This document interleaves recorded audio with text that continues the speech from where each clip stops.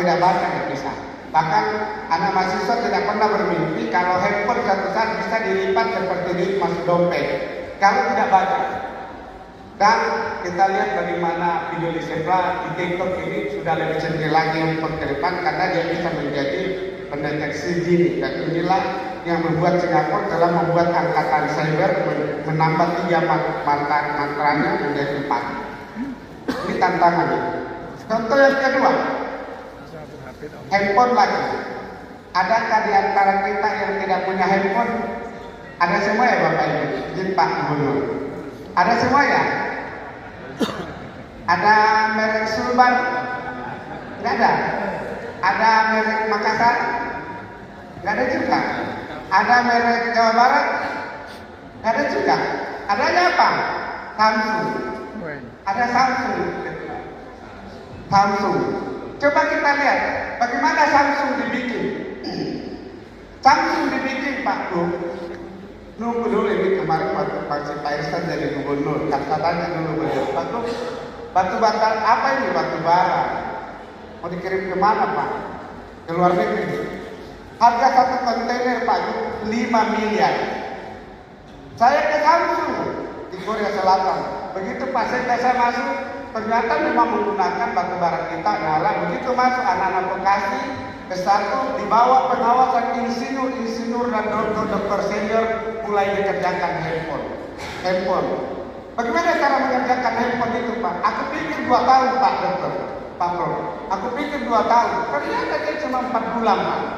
4 bulan diajukan rancangan oleh anak-anak S1, kemudian dirakit, kemudian fungsinya diperiksa, kamera, sensor, agak kurang Pak baca. Kamu terang nggak bacanya?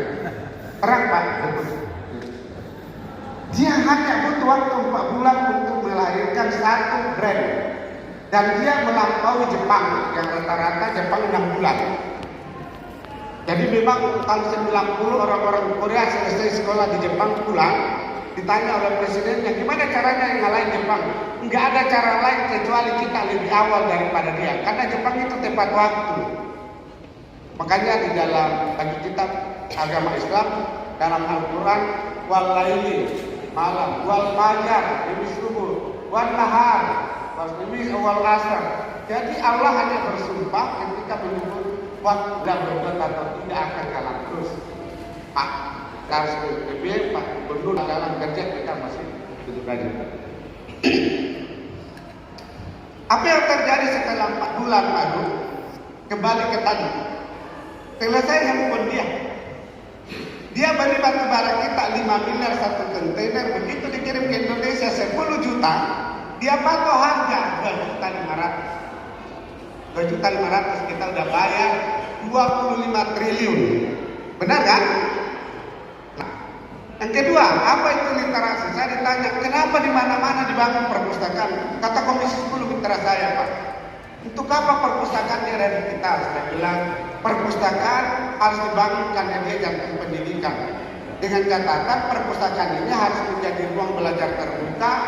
Kalau nanti mau bicara tentang misalnya pelayanan dan ketertiban masyarakat, ya bukan Ibu Darmawati bicara tanpa Kapolres. Kalau saya mau bicara tentang teritorial, undang dari Danrem. Dan kalau saya bicara tentang pencegahan korupsi dan segala macamnya, undang Pak Kajati. Jadi kita mengundang orang karena mandat undang-undang. Semua tugas kita mencerdaskan. Kita menuju kepada pengetahuan tapi nanti ya. Lalu saya ditanya, untuk apa membaca? Karena dengan membaca kita bisa mengukur ilmu pengetahuan yang kita miliki. Benar gak? Ya, kita dapat mengukur pengetahuan kita. Sekarang